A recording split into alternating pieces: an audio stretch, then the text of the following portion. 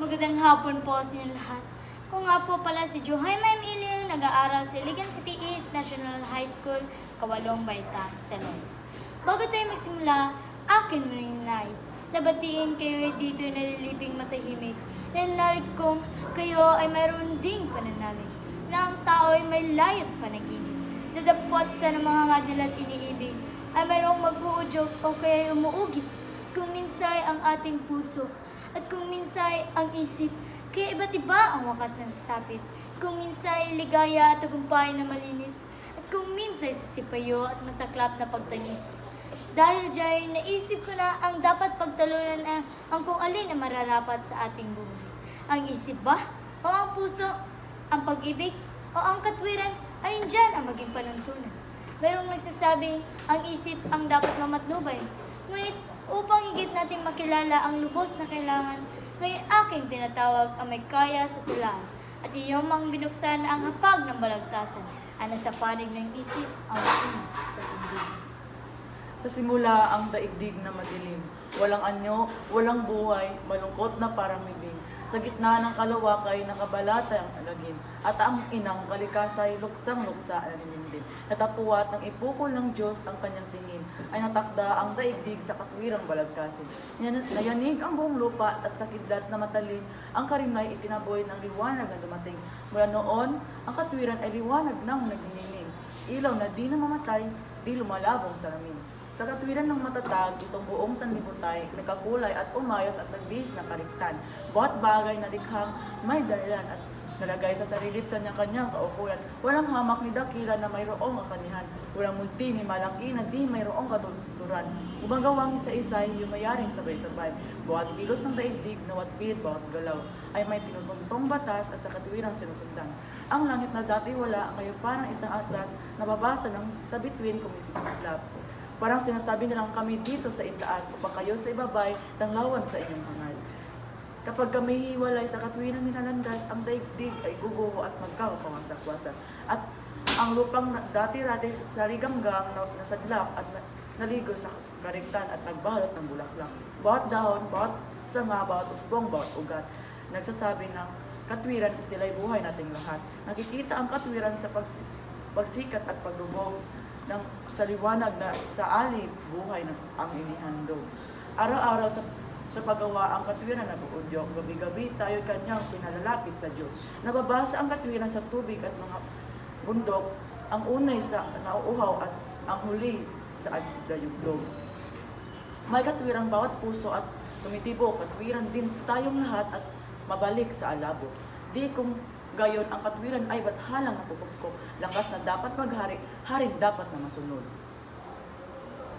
Ako'y puso. Puso akong sinasamba at nilalangit. Pinta kasi ni Cupido at tambanan ng pag-ibig. Sa damdamin at isipan, ako'y sulong umuunod. Ako rin ang sumusuri sa tiwalang pag-iisip. Kapag ako ang nasunod, walang likong pagnanais. Walang hidwaang pagpupulong maghahatid sa panganib. Sa paano, ako'y balon ng pagsintang nagbabatis, at sa akin nakasandal ang mabuting si pananalig. Kapag ako ang nawala, ang maghahari ay hapis. Di kong katwiran ang siyang mananaig ng malabis. Ako'y templong tinatawag ng buting si Bathala, na larawan ng pag-ibig, na likha ang langit, lupa, lahat-lahat sa digdig, 10 katwiran at diwa. Palibhasa ang isipan, karaniway madaraya, kaya laging gising ako at natatanod ng kusa. Katulad ko ay orasang tumitiktak ng payapa, naghuhudyat sa balana kung may papanganyaya. Ang katwirang likot balutot ay lagi kong sinasala, at ang isip na madilim ay ayaw kong mangisala. Bago muna magkaroong anumang bagay-bagay, ang pag-ibig natin Diyos siyang tanging umiiral. Kung bagaman at madilim ang lawak ng kalawakan, ang angheles ng pag-ibig ay nangasa kagalakan. Ang liwanag nila noon ay gawang kabanalan, at di nila nabatid na anumang kaguluhan. Aleluya kay Bathala, ang awit sa araw-araw. Walang likong naghahari, walang hidwa ang kalagayan. Palibhasa ang pag-ibig ay saligat patungtungan, kaya naman sa pag-ibig silang lahat nabubuhay. Isang dakot na alabok na kinapal ni Bathala, hinubog ng kanyang kamay at kinupkop ng payapa. Pinatibok sa pagsuyo at damdaming walang sawa. Isang kaba ng pagsintang sa paglingap ay sagana. Sa katwiray tumitimbang at sa isip sumasala. Dinidilig ng pagmamahal, tinamnan ng gintong nasa, at tinawag itong pusong sa pag-ibig ay dambana. Ang katwiran ay magiging pambihira at mabiyaya kung maghahari, pusong mahabagin at dakila. Ang pag-ibig ay may kulay, may pabango at marikit. Ngunit mayroon lamang laso ng usli niyang tinik. Ang pag-ibig sa katwiran kapag ating ipapalit, may buhay, may pangarap na marupok na masasadli. Ang katwiran sa pagsinta kapag ating inalis, ang pagsintay may patnubay na matuwid, lalong sumasanyo, tumatamis. Di ang katwiran nga pala sa pagsintay, limat pantig. Sa langit ay siyang bughaw, sa katwiran siya'y damit. Kung ang tao ay halaman, ang pag-ibig ay bulaklak, samantalang ang katwiran sa kanya ay siyang ugat. Ang bulaklak, pitasin man at durugin. Sa pagpitas, ngunit ugat ang putulit makita nating lahat. Ang kalisay na tuyo, unti-unting malalansag. Kaya nga na ang pag-ibig mahabang buko at matinyas. Samantalang ang katwiran parang kahoy na matigas, lumalaot, ay naging tila pulot na nabansag ilang taon. Maibaon mo'y buorit din na naagnas. Mula sa ating pagsilang hanggang sa ating pagtanda, bawat guhit ng panahoy, katwiran ang nagtakda. Magbuhat sa duyang bughaw hanggang sa libing luksa. Katwiran ang maghatid sa ating magbababa. Sa pag-usad, sa pag-upo, sa paglakad, sa salita, katwiran ang gabay natin sa ating at natutugma. Ito'y puso, pag-ibig na parang bula.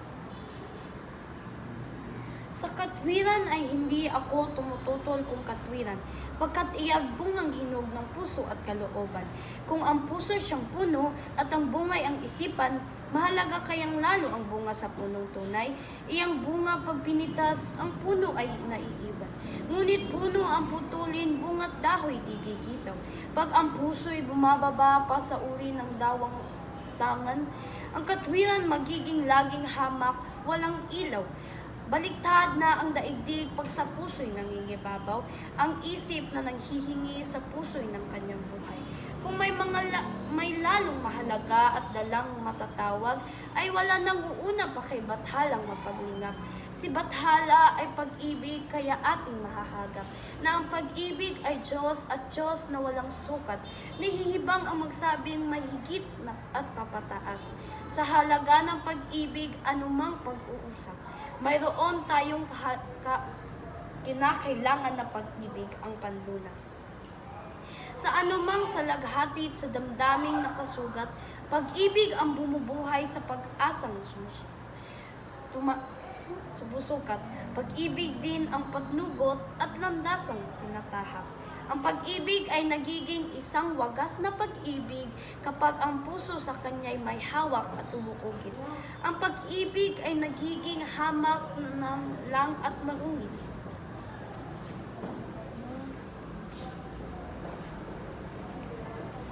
Pag sa kanya ang nanguna, maruming pag-iisip.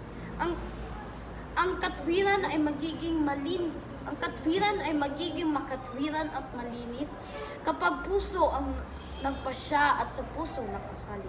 Datapwat ang katwiran ay naliligaw ng malimit pag ang puso ang nagharit, di ang isip na makitig. Kahit sa ang dako pa tayo kumaruot, makarating sa kislap ng ating diwa, lagi tayong timbangin. Pumapasok man sa pagawa ang limit na larungan, ang anak upang sila'y matuwid na tanghalin ay isip. Ang inahasa sa katwirang nagniningning, katwiran ang ginagamit ng ama ang kanyang supling. Pagkat iyan ang tao'y tanging ilaw at salamin. Sa pagtingin ng manggulang sa kanilang mga anak, ay ang puso ang timbang at pag-ibig kaya nila natutupad. Pag nawala ang pag-ibig ay hindi maitutumpak ang kanilang mga bunso sa matuwid nilang landas.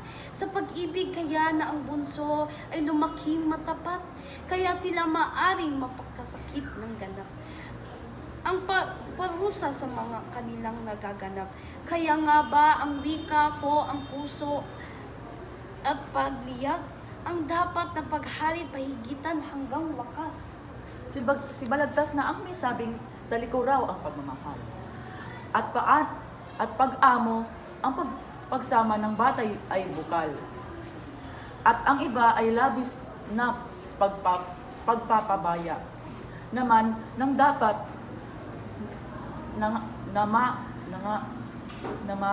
nga toro ay magulang na buhalhal. Kahulugan ang pag-ibig kung minsan ay nasisinsang, kaya ang dapat maghari, katwiran, kaisipan. Diyos naman ang sabi na ibigin ang kapwa na katulad ng sarili at banal ang gayong gawa. Diyos din ang napahayag na ang isip masama at ang bawat kasamaan sa isip nagmumula. Kung ganooy itong puso ko at hindi ang isip mo nga, ang dapat paghariin at tuntunin sa adhika. Marangal na lakandiwa, palagay ko ay sapat na ang buntong ng katwiran upang kayo'y magpasya. Ako naman po ay gayon din ang aking naipahayag sa pag-ibig na ako'y binibigyan ng wakas. Pagkatapos nating marinig ang katwiran ng dalawa, ako'y nangangamba ngayon na pagpasyahan sila sapagkat ang puso't isip ang katwiran pagsinta sa buhay ng bawat tao ay kapwa mahalaga. Pag ang tao walang puso, sisumpa ng balana. Alisin mo ang pag-ibig at maging malupit ka. Alisin mo ang katwiran sa masama kahahanga. Kaya ako sa sarili ang bahalang magpasya kung sino ang mahigit na matuwid sa kanila.